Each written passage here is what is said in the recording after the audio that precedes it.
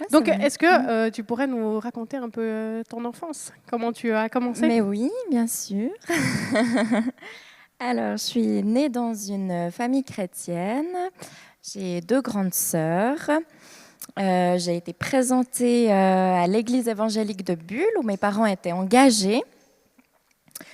Avant que je sois née, ma maman a eu un début de cancer de l'utérus et son gynécologue lui avait dit avant l'opération que la probabilité d'avoir un 3e enfant était de moins de 10%.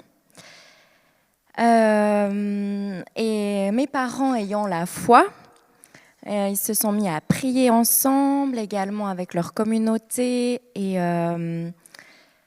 le pasteur de l'église évangélique de Bulle, qui était Michel Renevier à l'époque, a eu une prophétie que l'année d'après l'opération, ma maman serait enceinte.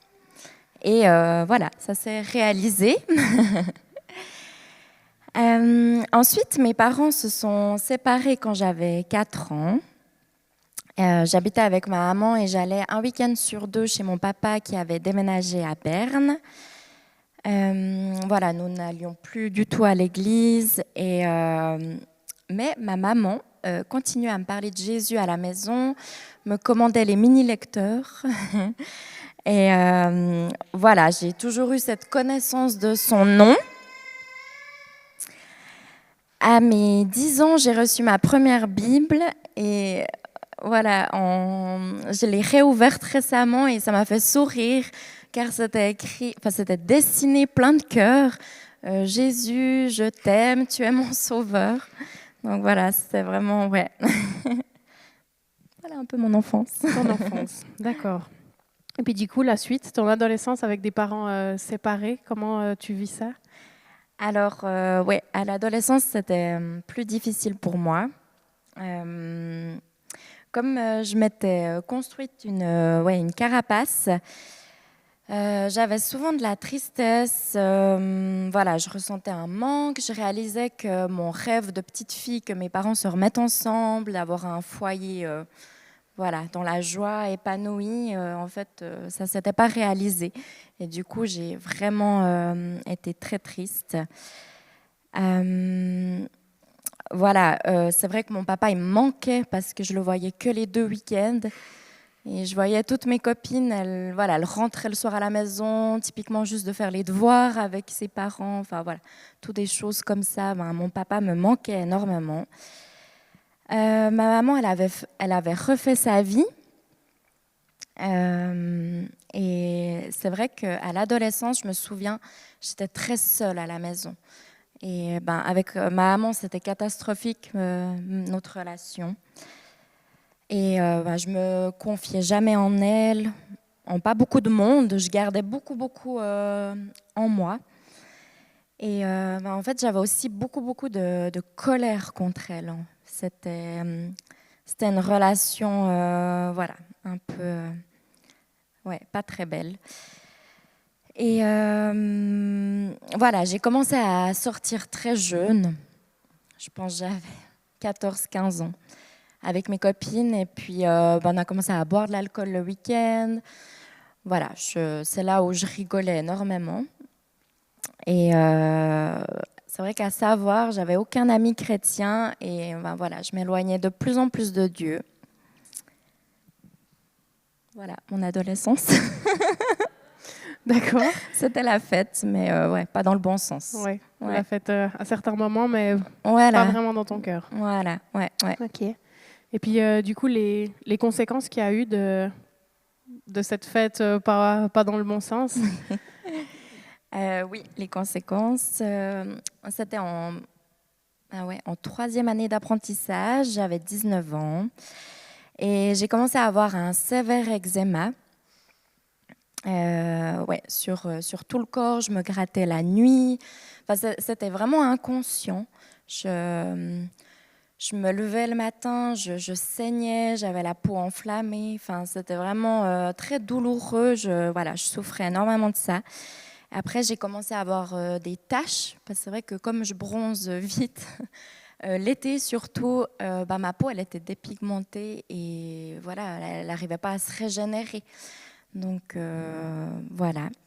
Après, j'ai essayé des crèmes à base de cortisone. J'ai essayé toutes les marques de antihistaminiques, que ce soit en gouttes, en comprimés.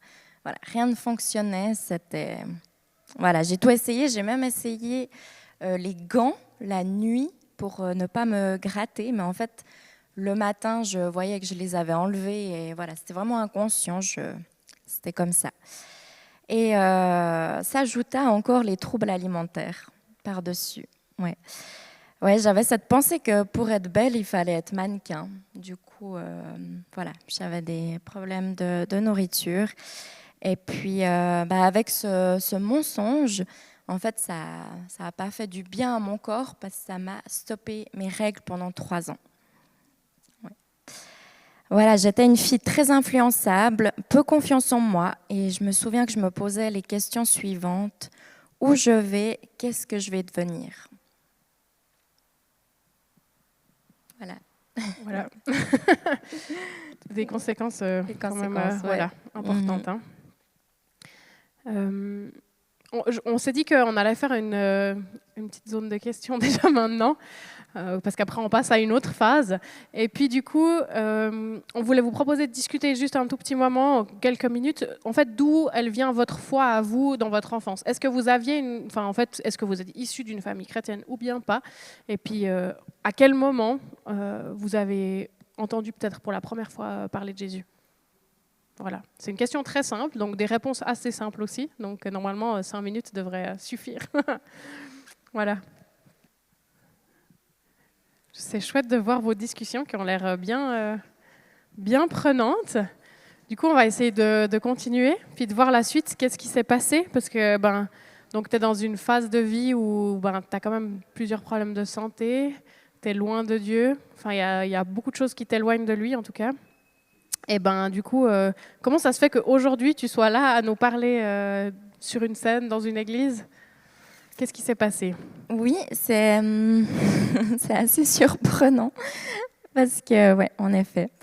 Quand j'étais à l'école professionnelle, en dernière année d'apprentissage de parfumerie, donc je travaillais chez Sunstore, une copine m'a dit, et si je te donnais le numéro de quelqu'un qui a le secret pour ton eczéma? Et puis j'ai senti, mais je me rappelle, un coup dans mon cœur, puis un tremblement à l'intérieur de moi, et immédiatement je lui ai dit non, enfin un non catégorique. C'était vraiment non, ça ne vient pas de Dieu. Et ouais, je sentais à ce moment-là que voilà, j'avais cette pensée que Dieu était là. En fait, je m'étais éloignée, mais qui m'attirait à lui. Et voilà. Ensuite, une fille qui a commencé l'apprentissage aussi en parfumerie, mais elle était en première année, donc moi j'étais en troisième année.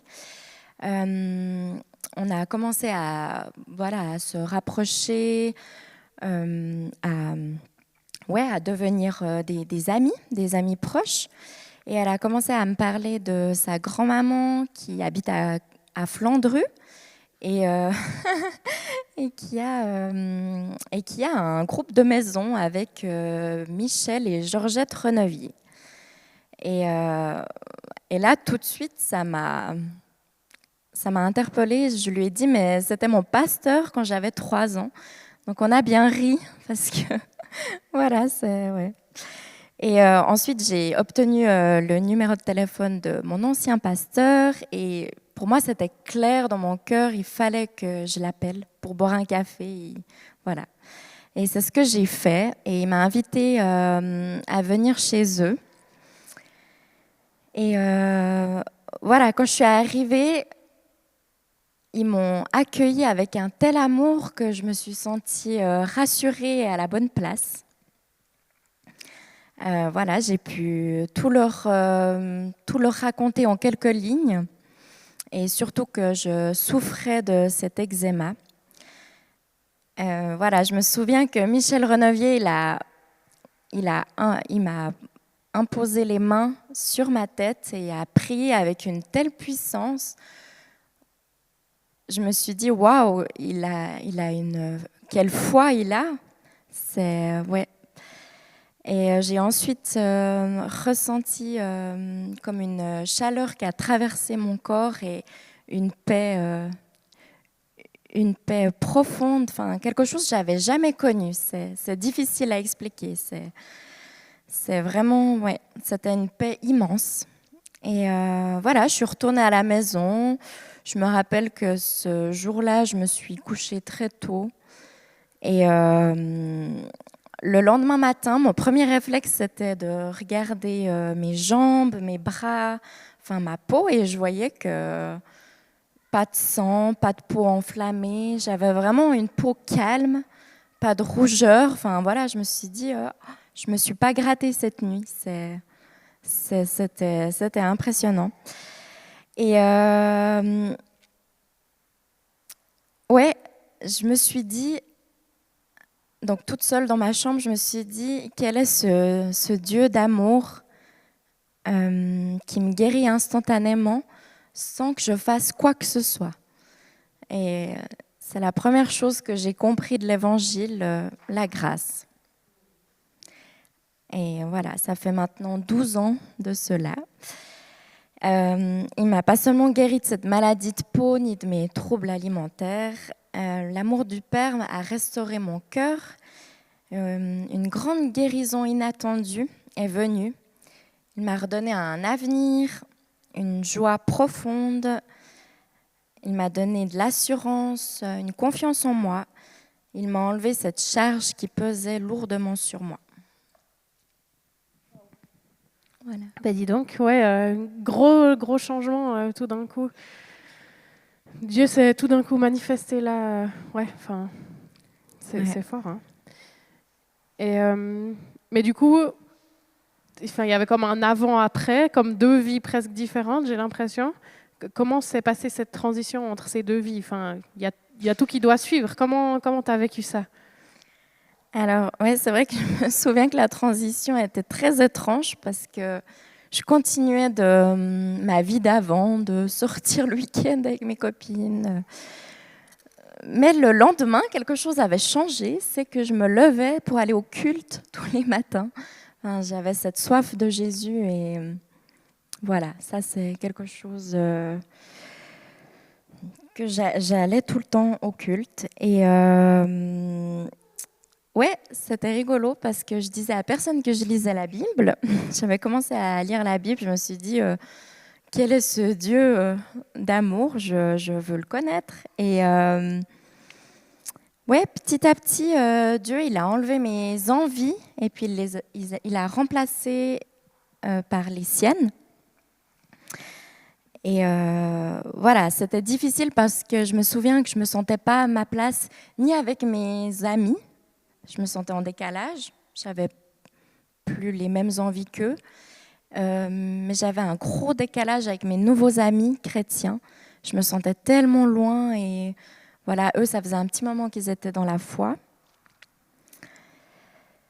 Voilà, j'ai senti aussi une grande solitude spirituelle.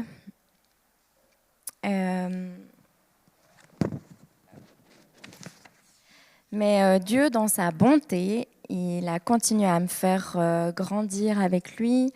Il a placé des amis dans la foi et puis il m'a établi dans ma nouvelle identité d'enfant de Dieu. Je devais tout réapprendre à connaître ses promesses, qu'est-ce qu'il dit de moi, à enlever tous ces mensonges, tout ce que j'avais construit pendant 20 ans. 20 ans.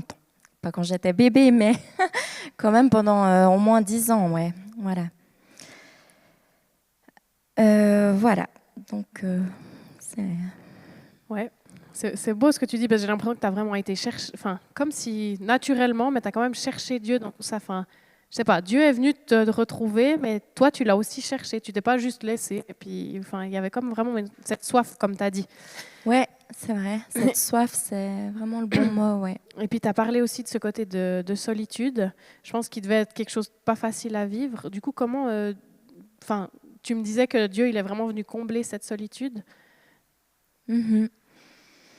Oui, effectivement. Dans la solitude, c'est vrai que j'écoutais tout le temps de la louange. Voilà, je chantais dans ma voiture, enfin toujours seule, hein, au final. Je lisais la Bible seule, je louais Dieu seule. Ça m'a énormément porté. Aussi le livre des Proverbes, ça m'a énormément aidé pour ses conseils, pour la sagesse, enfin un peu pour me donner un cadre. J'avais besoin d'un cadre. Ouais.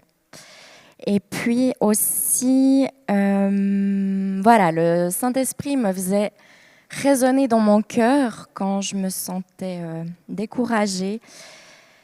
J'avais à cœur de vous partager 2 versets vraiment qui m'ont portée, et même quand je me baladais ou que je me sentais découragée à nouveau, il venait de nouveau me faire résonner ça. N'aie pas peur, car je suis moi-même avec toi.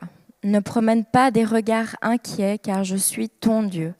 Je te fortifie, je viens à ton secours, je te soutiens par ma main droite, la main de la justice. Et aussi un deuxième verset qui m'a beaucoup aidée. N'aie pas peur, car je t'ai racheté. Je t'ai appelé par ton nom, tu m'appartiens. Voilà. Ces versets m'ont beaucoup accompagnée et voilà, m'ont profondément touchée. Et je me rappelle que voilà, toutes ces questions d'appartenance, en fait, étaient résolues. Je lui appartenais et voilà, je m'appuyais là-dessus. Wow. Donc, il y a eu cette phase de transition un peu entre ces 2 vies-là. Et puis, à la fin de cette phase de transition, du coup, tu t'es fait baptiser. Oui, en 2016. En 2016, ouais. Ouais, en 2016, voilà, je me suis fait baptiser. Je me souviens d'avoir dit à Jésus, je veux plus jamais vivre sans toi. Ouais. Ouais, c'est beau. C'est chouette parce qu'on entend les petits bruits des gens quand on est si peu. En fait, c'est pas mal, hein, non? Faut pas se gêner de parler aussi quand on est plus, hein. Du coup, en fait, on est dans une phase où dans à peu près un peu plus d'1 mois, on va vivre les baptêmes. Et puis sur ce témoignage que Johanna elle a fait, elle n'a pas fini, hein, mais moi je voulais vous challenger avec un peu une deuxième question sur qui est baptisé, que vous puissiez discuter entre vous, hein, mais qui est baptisé? Et puis pour ceux qui peuvent répondre oui à cette question. Souvent, je trouve qu'on hésite parce qu'on se dit « Ah, mais c'est pas le bon moment, je suis pas assez avancée dans ma foi, j'ai besoin d'être plus parfait ou quoi ». Et puis j'aimerais bien est-ce que ceux qui sont baptisés dans le petit groupe puissent dire si, avec leur recul, ils étaient vraiment parfaits quand ils se sont fait baptiser. Vous voyez ce que je veux dire? Et puis ceux qui ne le sont pas, peut-être de dire pourquoi vous ne le faites pas, qu'est-ce qui vous retient de le faire, que vous puissiez vous encourager parce que finalement, c'est quelque chose de bien simple et puis que Jésus nous demande de faire pour s'approcher de lui. Donc voilà, c'est un peu la petite question que j'ai envie de vous lancer, que vous puissiez, en fonction de votre oui ou non, vous puissiez juste développer en quelques mots, voilà, oui, pourquoi, oui, non, voilà quoi. On va gentiment continuer du coup. J'espère que les échanges ont été intéressant, surtout pour ceux qui ne le sont pas encore. Je crois que, en tout cas, on vous encourage à vivre ce baptême. Du coup, pour en revenir à Johanna, toi, tu t'es fait baptiser, donc voilà. Aujourd'hui, du coup, on est 9 ans, c'est juste, hein? Ouais. Ton baptême.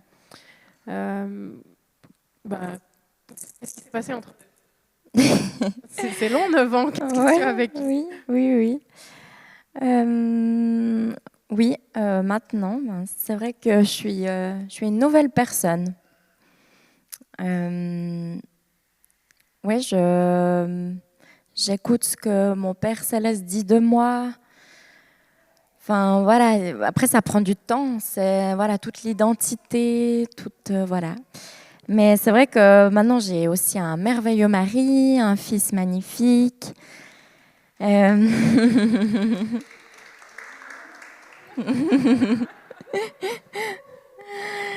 euh, oui, des nouvelles amitiés qui se sont construites, une église. Je suis engagée à l'accueil. Il a aussi rétabli une belle relation avec ma maman. Il a aussi rétabli une amitié que je m'étais éloignée et où que j'avais beaucoup souffert. Et là, voilà, il a vraiment tout rétabli. Ouais, il a guéri tellement de choses dans ma vie. Ouais. J'ai aussi fait après un voyage à vélo avec mon mari. On est parti quelques mois voyager. Ensuite, après le voyage, j'ai pu faire une nouvelle formation. Parce que c'est vrai que pour moi, la parfumerie, et voilà, ça c'est tout d'un coup trop de ce monde, trop de comparaisons, trop de choses qui, voilà, j'ai beaucoup aimé, mais que c'était un temps de tourner cette page. Et voilà, j'ai pu refaire une formation et maintenant je suis dans le médical et je suis très épanouie. Donc voilà, il m'a permis ça. Et voilà, enfin, il y aurait tellement de choses à dire. Ouais, surtout, je pense, c'est une nouvelle personne. Ouais, on a tous encore des hauts et des bas. Tout d'un coup, on se pose des questions, ou bien nos pensées, des fois. Mais c'est plus cette tristesse ou... Ouais, voilà, pour moi, c'est question de d'où je viens, à qui j'appartiens, où je vais. Enfin, pour moi, c'était existentiel et ouais, je suis pleinement heureuse et épanouie et ouais, malgré les challenges, encore les épreuves, mais c'est différent. Maintenant, il y a Dieu et puis c'est lui qui encourage, il est au contrôle et ouais, ça, ça change. Tu arrives à Ouais, vraiment t'appuyer sur lui, du coup. C'est ce qui ouais, change. ouais, Ouais. ouais. Euh, du coup, ma dernière question, déjà, ce serait, avec le recul que tu as maintenant de plus de 10 ans après un peu toute cette situation, bah, ouais, qu'est-ce que tu vois de tout ça aujourd'hui, en fait? Comment est-ce que tu te vois il y a une dizaine d'années? Ou comment tu as vu Dieu agir? Ouais, Mhm. ouais. Ouais. Euh, ouais, c'est vrai que je suis tellement reconnaissante. C'est vrai que là, il est venu me chercher là où je me trouvais. C'est vraiment lui qui est venu. Et voilà, j'ai vu un miracle quand même instantanément. Bah, mon eczéma, c'était pas rien. Ouais, j'ai vu un miracle. Et ouais, j'ai vraiment expérimenté ce que Job a écrit. Mon oreille avait entendu parler de toi, mais maintenant mon œil t'a vu. Ouais, je pense avec le recul, ouais, c'est ce que je peux te dire. Ouais, c'est vraiment beau, je trouve, par rapport à ce que tu disais du début, où ben oui, tu as entendu parler de Jésus toute petite, puis jusqu'à vers une dizaine d'années, il faisait partie de ta vie, puis tout d'un coup, pendant pratiquement 10 ans, il n'était plus là. Enfin, ouais, où tu l'as plus mis, enfin, c'est un peu voilà. Mais tout d'un coup, ben, il est venu te rechercher. Je trouve ça vraiment beau, comme tu dis ça, quoi. Il est venu te chercher à un moment donné, et ouais, ouais, je trouve que c'est vraiment beau, quoi. Merci beaucoup pour ton courage d'avoir témoigné. Ouais, on peut être reconnaissant pour ça.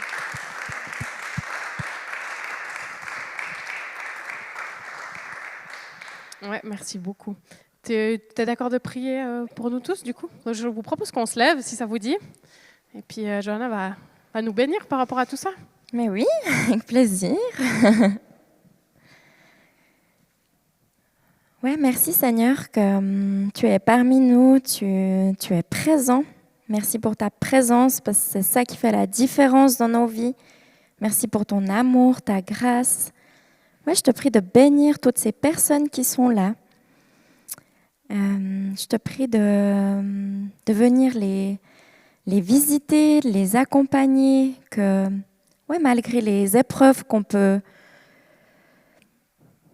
qu'on peut avoir dans nos vies, toi, tu nous abandonnes jamais. Tu es toujours présent. Tu as toujours une parole, un encouragement. Et ouais, j'aimerais te louer et te remercier pour ça. Parce que tu es un Dieu merveilleux. Ouais, tu nous surprends toujours. Et ouais, j'aimerais vraiment te remettre cette célébration, cet apéro, cette église. Et ouais, je te prie de les bénir et qu'on puisse ouais, garder cette famille qu'on est. Et merci pour cette bénédiction. J'ai prié en ton nom, Jésus. Amen.